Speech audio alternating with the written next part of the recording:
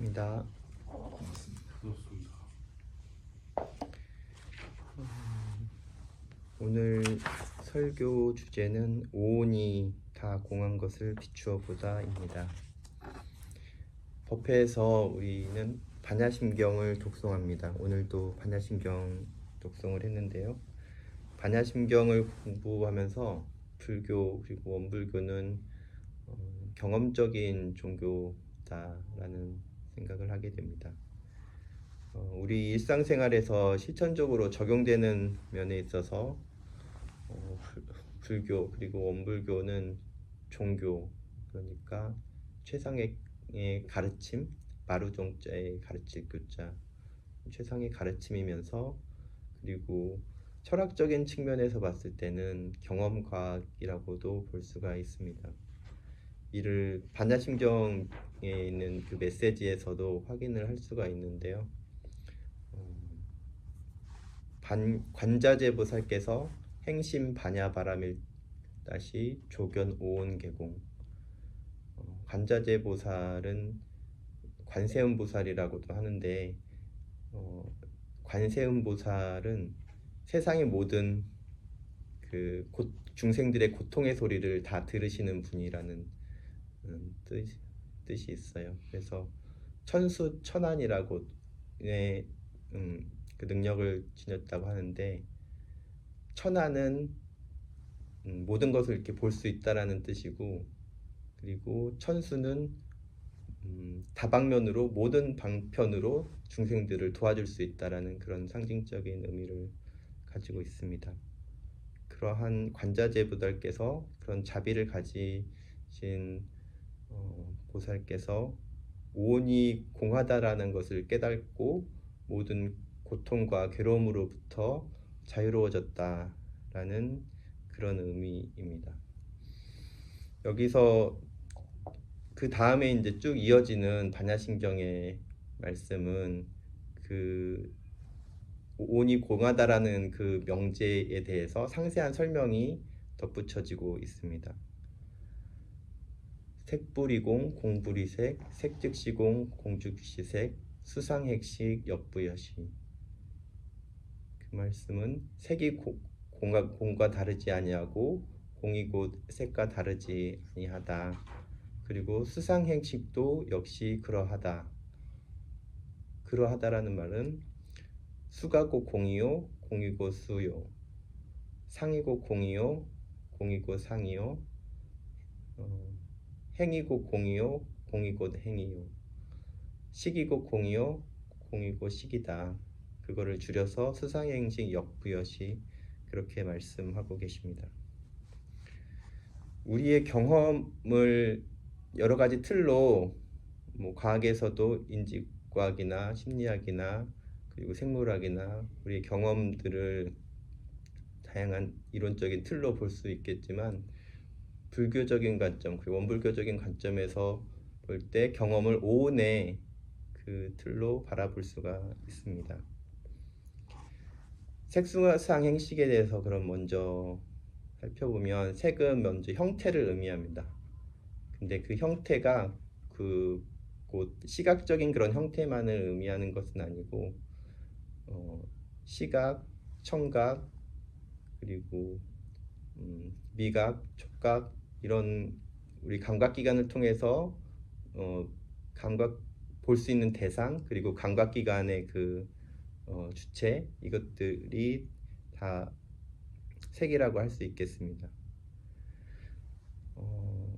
우리 아까 명상할 때 원우교님은 다양한 소리를 들을 수 있다고 그랬죠. 그런 소리들이 색이고, 그리고 그 몸에 느껴졌던, 나 같은 경우에는 바닥에서 느껴졌던 그 따뜻함, 열기, 그런 것들이 색이라고 할 수 있습니다. 그 다음에 수는 그러한 감각을 했을 때, 우리 경험이 감각을 했을 때 일어나는 좋다 또는 싫다 하는 그런 느낌들을 말합니다. 감수작용을 의미하고요. 그리고 상은 그 좋다 싫다라는 그 느낌에 따라서 일어나는 생각들을 의미합니다. 어, 아까 방바닥에 열기가 느껴졌다고 했는데 열기가 느껴진 게 한편으로는 좋았지만 그 수행의 관점에서는 이게 좀 방해가 될 수도 있겠다라는 그런 생각이 들었어요. 그러니까 방해가 될 수도 있겠다라는 그 느낌에 따라서 생각이 일어난 거죠. 그것이 이제 상이라고 볼 수 있겠고, 색수상.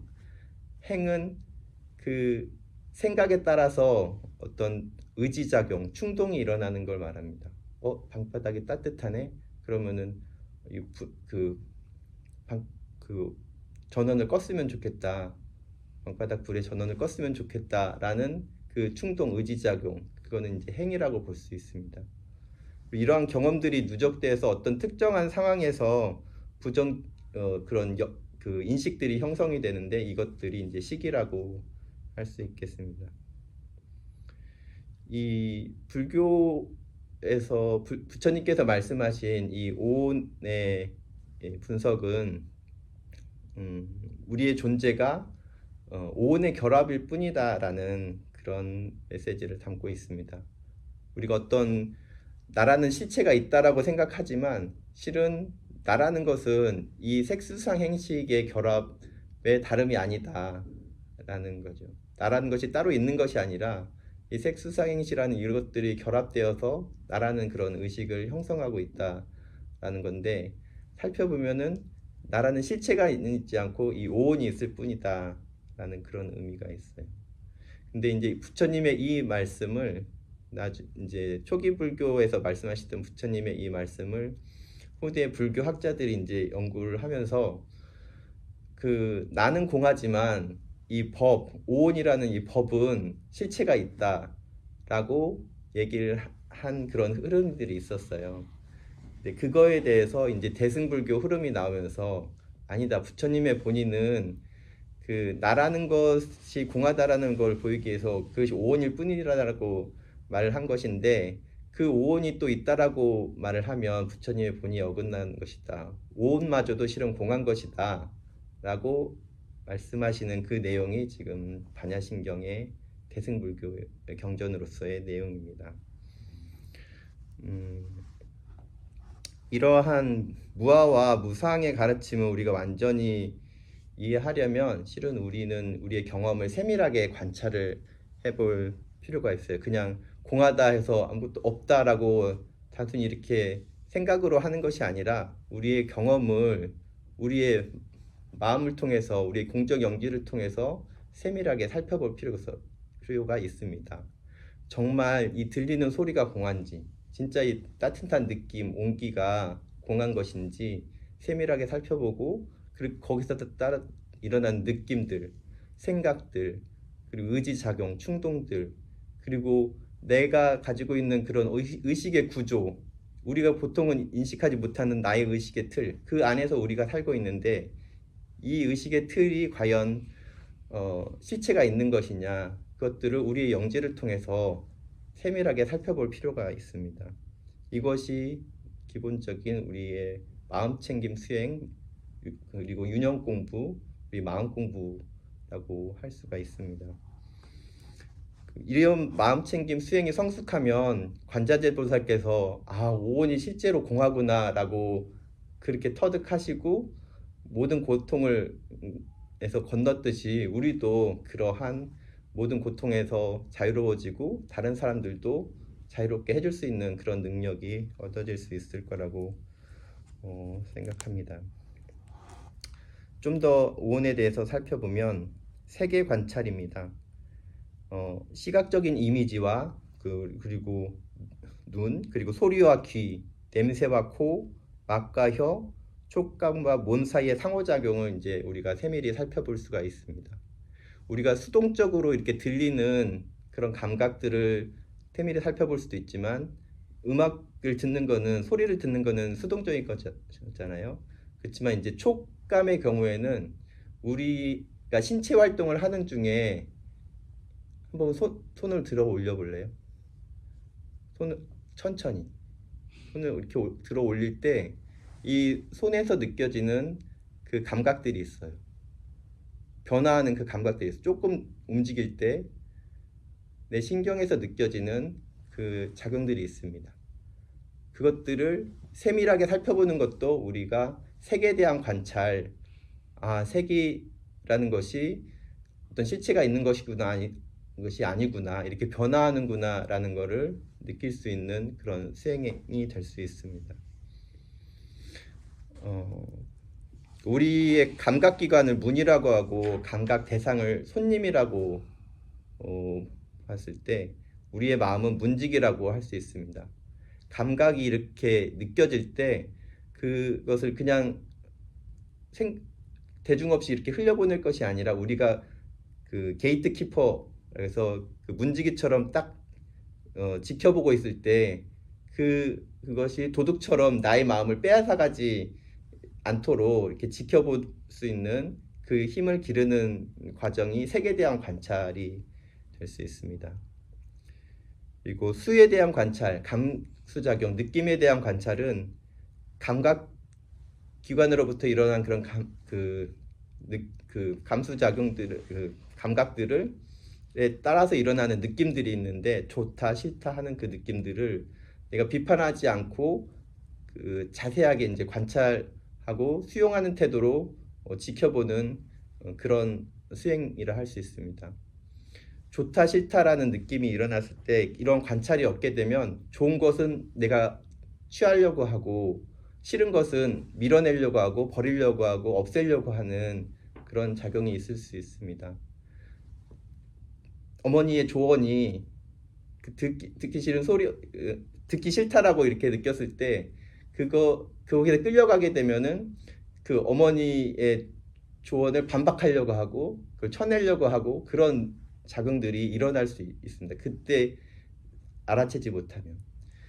그래서 우리가 색, 수, 상, 행식 이렇게 가는데 수에 대한 느낌이 일어날 때는 실은 우리의 무의식적인 그런 바탕하에서 그 경계라는 그 감각 경계가 들어와서 거기에서 이제 좋고 싫고 하는 느낌이 일어나는데, 이 수의 단계는 실은 우리가 통제할 수 있는 그런 단계는 실은 아니에요.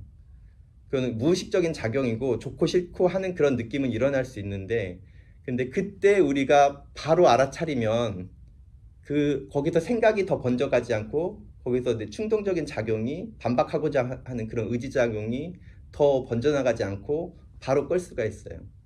그냥 스파크가 일어났을 때 바로 끄면은 불이 번지지 않지만 그걸 바로 끄지 않으면은 기름이 옮겨 붙게 되면 불이 더 번져서 화재가 커지고 온 집안을 다 태울 수도 있지만, 그 스파크 순간에 바로 꺼버리면 그것이 번지지 않듯이 그 순간에 내가 마음을 고누고 잘 관찰하고 대중 있게 보는 그 수행이 중요합니다.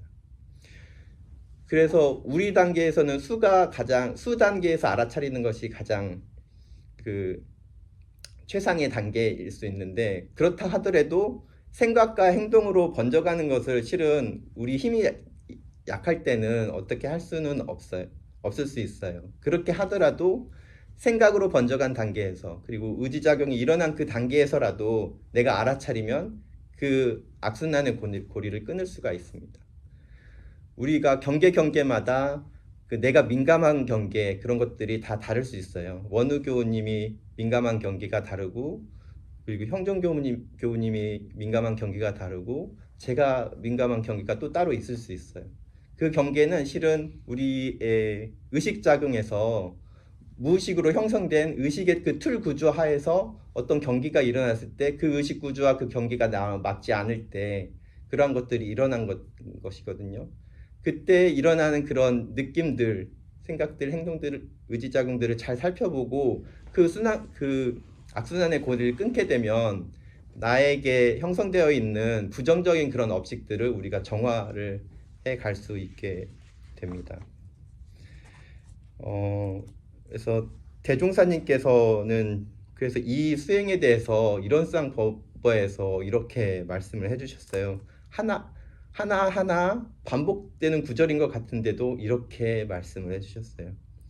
이론상을 그리시고 이 원상은 눈을 사용할 때 쓰는 것이니 원망 부족한 것이며 지공무사한 것이로다. 동그라미를 또 그려주시고 이 원상은 귀를 사용할 때 쓰는 것이니 원망 부족한 것이며 지공무사한 것이로다. 그리고 동그라미를 또 그려주시고 이 원상은 코를 사용할 때 쓰는 것이니 원망 부족한 것이며 지공무사한 것이로다. 그리고 이 원상은 입을 사용할 때 쓰는 것이니 또는 혀를 사용할 때 쓰는 것이니 원망 부족한 것이며 지공무사한 것이로다. 그리고 동그라미를 또 그려주시고 이 원상은 몸을 사용할 때 쓰는 것이니 원망 부족한 것이며 지공무사한 것이로다. 그리고 동그라미를 또 그려주시고 이 원상은 마음을 사용할 때 쓰는 것이니 원망 부족한 것이며 지공무사한 것이로다. 그렇게 하나하나 세세하게 말씀해 주셨어요.